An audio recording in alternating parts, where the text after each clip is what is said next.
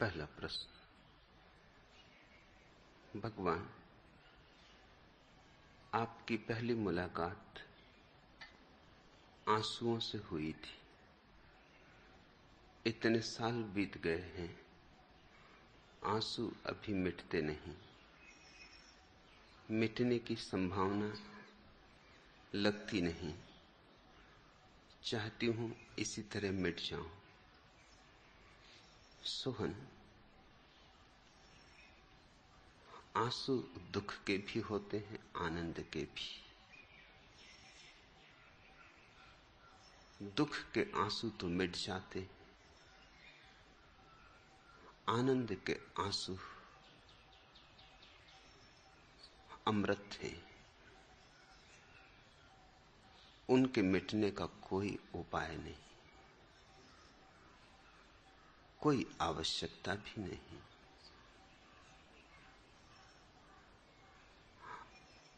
आनंद में आंसू झरे, इससे ज्यादा शुभ और कोई लक्षण नहीं। आनंद में हंसना इतना गहरा नहीं जाता जितना आनंद में रोना गहरा जाता है। मुस्कुराहट परिधि पर उठी हुई तरंगे, और आंसू तो आते अंतर्गर्भ से, अंतरतम से। आंसू जब हंसते हैं तो केंद्र और परिधि का मिलन होता है। आंसू जब हंसते हैं तो मोती हो जाते हैं।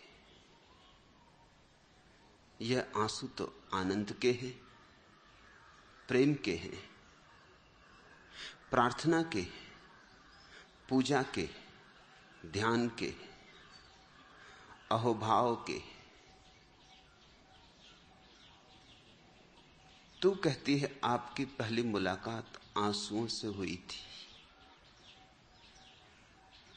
बहुतों की पहली मुलाकात मुझसे आंसुओं से ही हुई है, और जिनकी पहली मुलाकात आंसुओं से नहीं हुई है, उनकी मुलाकात अभी हुई ही नहीं। जब भी होगी आंसुओं से होगी। आंसू तुम्हारे भीतर कुछ पिघला, इसकी सूचना है। कुछ गला, अहंकार जो जमा है बर्फ की तरह, वो पिघला, तरल हुआ, बहा।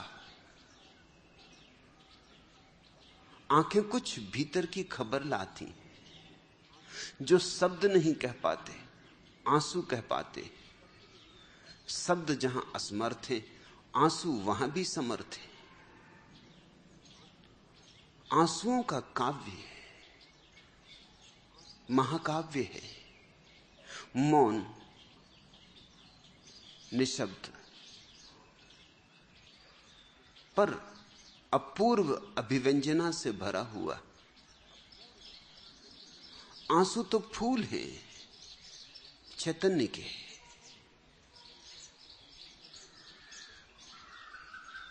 जो मुझसे पहली बार बिना आंसुओं के मिलते हैं, उनका केवल परिचय होता है, मिलन नहीं। फिर किसी दिन मिलन भी होगा, और जब भी मिलन होगा तो आंसुओं से ही होगा। और तो कुछ जोड़ने वाला सेतु जगत में है ही नहीं। आंसू ही जोड़ते हैं। बड़ी नाजुक चीज है आंसू, मगर प्रेम भी नाजुक है, फूल भी नाजुक है। आंसुओं से बनता है एक इंद्रधनुष, दो आत्माओं को जोड़ने वाला। कोई ईंट पत्थर के सेतु बनाने की आवश्यकता भी नहीं है। अदृश्य को जोड़ने के लिए इंद्रधनुष पर्याप्त थे। और आंसुओं पर जब ध्यान की रोशनी पड़ती तो हर आंसू इंद्रधनुष हो जाता है। मुझे पता है सोहन, तू रोती ही रही, मगर मैंने तुझे कभी कहा भी नहीं कि रुक, रो मत, क्योंकि ये रोना और ही रोना है। ये रोना पीड़ा का नहीं, विषाद का नहीं, संताप का नहीं, चिंता का नहीं। यह रोना समस्या नहीं, समाधान है। यह रोना व्यथा नहीं है, तेरे अंतर आनंद की कथा है। इसलिए मैंने तुझे कभी कहा नहीं कि रो मत। तेरे आंसुओं से मैं सदा प्रफुल्लित हुआ हूं। यहां बहुत हैं जो रोते, पर तेरे आंसू बेजोड़ हैं। तुझ जैसा कोई भी नहीं रोता। तेरे आंसू बहुत नैसर्गिक हैं, स्वतः स्फूर्त है, स्वांतः सुखाए।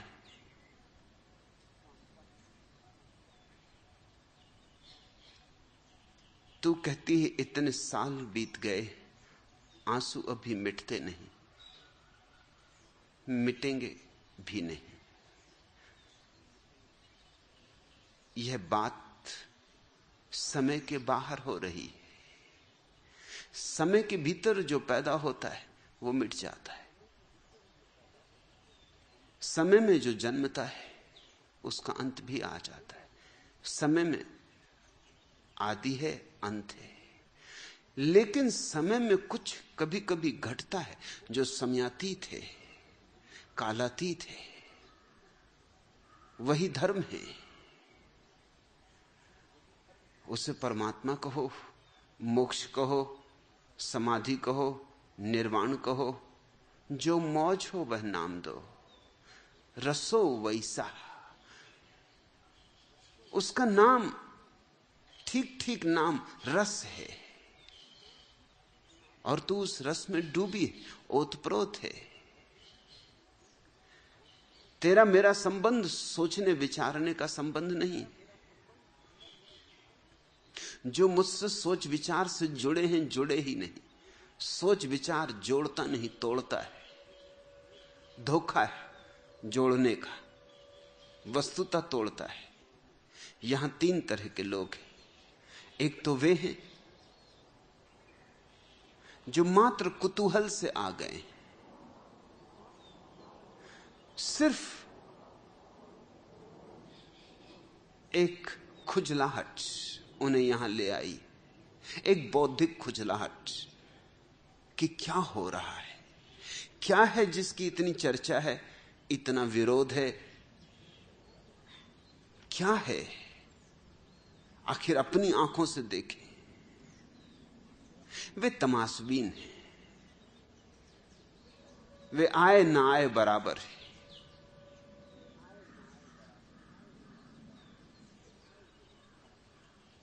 आकर भी वे नहीं आए,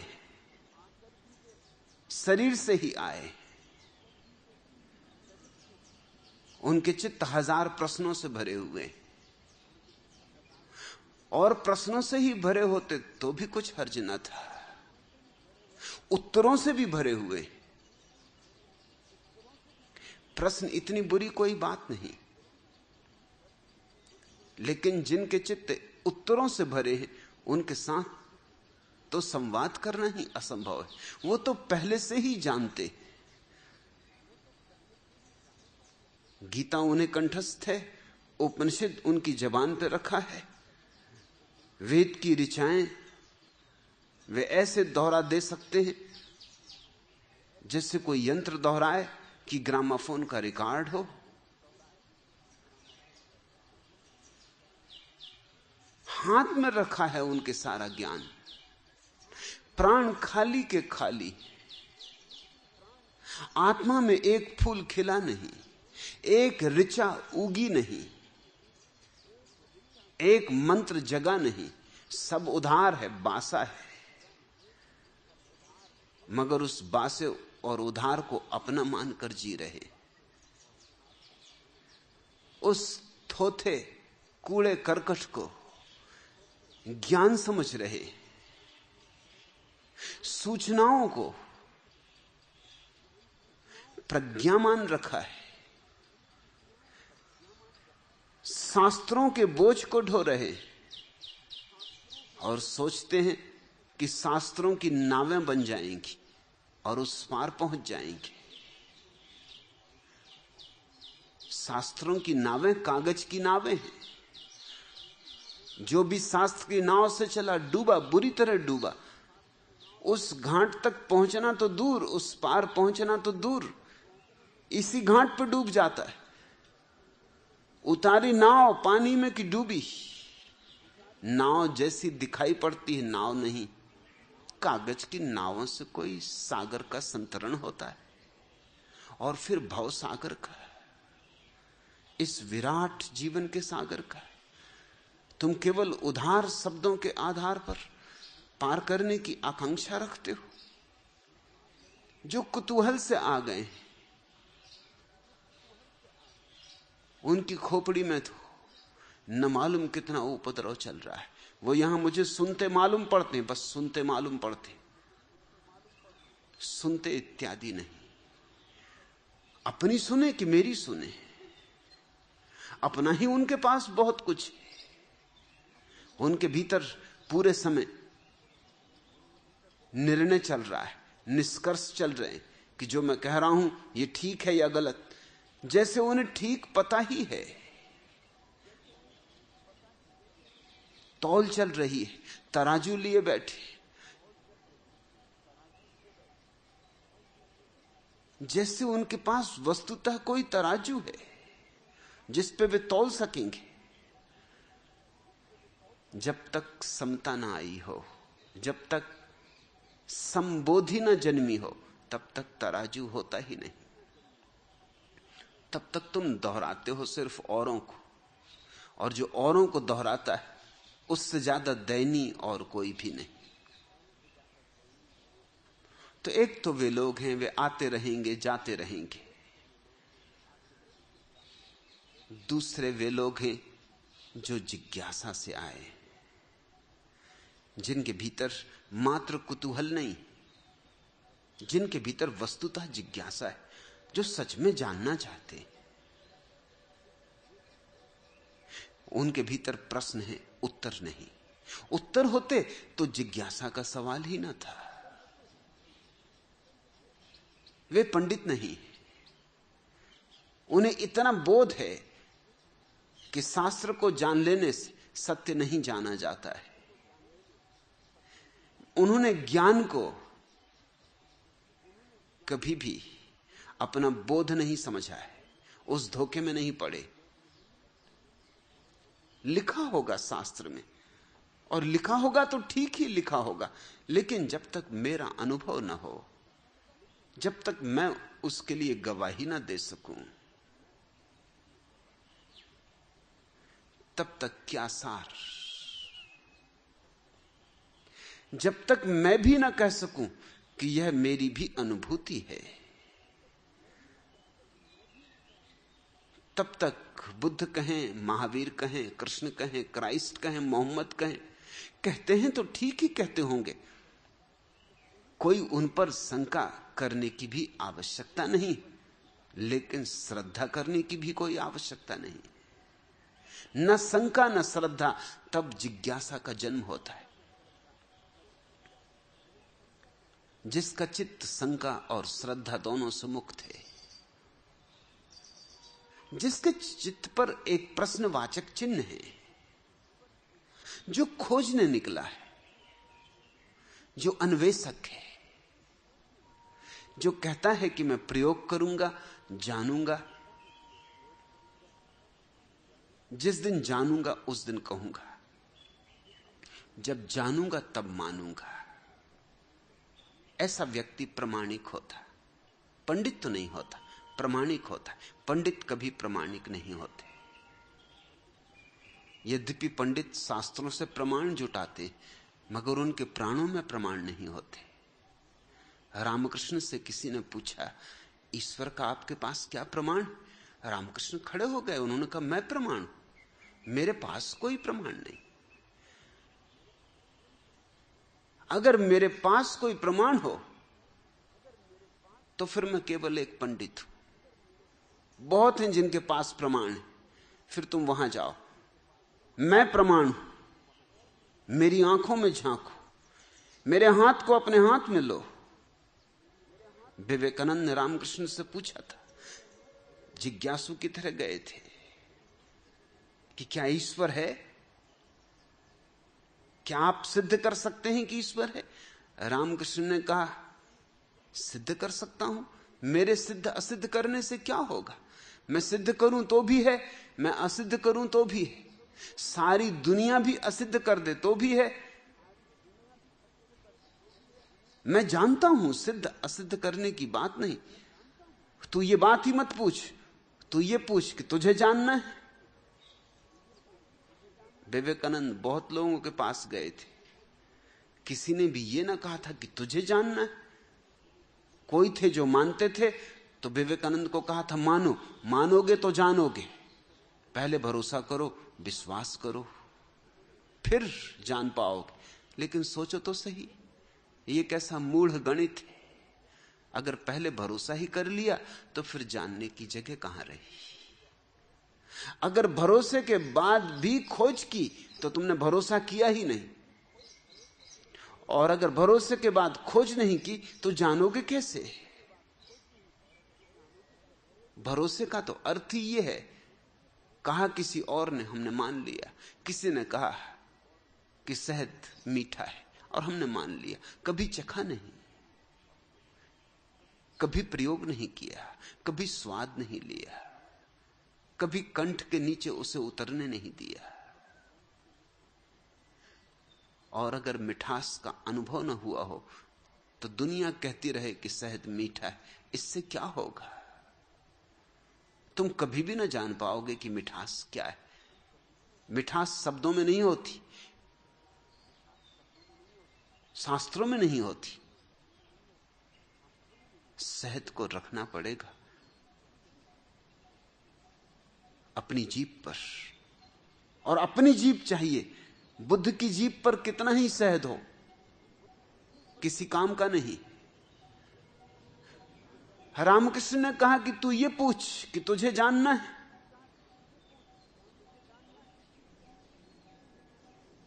और इसके पहले कि विवेकानंद कुछ कहते, क्योंकि ये उन्होंने कभी सोचा ही नहीं था कि मुझे जानना है या नहीं।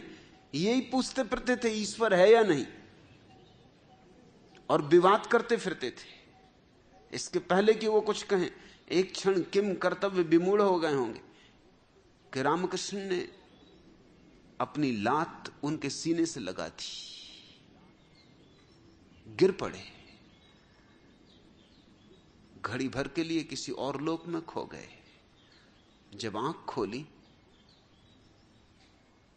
तो झुक के प्रणाम किया और कहा, आप भी खूब हैं, मैं तो सिर्फ पूछने आया था, ये आपने क्या कर दिया? मुझे किस लोक में ले गए? मुझे कहां से कहां उठा दिया? मुझे क्या दिखा दिया? जो मैंने देखा है अब उस पर मैं कैसे भरोसा करूं? तो रामकृष्ण ने कहा, और देख।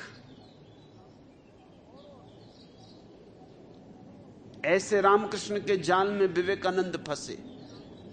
जिज्ञासु हो तो जहां ज्योति जल रही है उस ज्योति पर परवाना होकर मिट ही जाएगा। और परवाने जान पाते समा की असलियत, हकीकत।